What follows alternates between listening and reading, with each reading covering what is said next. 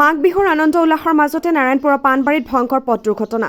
বিহপুৰীয়া নাৰায়ণপুৰ সংযোগী পথত AS295157 Pulsar NS160 আৰু AS07R3567 TVS কোম্পানীৰ বাইকৰ মাজত মুখামুখিকৈ হোৱা সংঘৰ্ষৰ ফলত 3জন যুৱক গুৰুতৰভাৱে আহত হৈছে। জানিব পৰা মতে আটাইকেইজন যুৱককে পৰৱৰ্তী সময়ত উন্নত চিকিৎসাৰ বাবে লখিমপুৰলৈ প্ৰেৰণ কৰিছে। ইয়াৰে 2জন যুৱক পাণবাৰী গাঁৱৰ বুলি জানিব পৰা গৈছে। নিউজ ডেস্ক ৰিপৰ্ট ৰাইজৰ বাৰ্তা।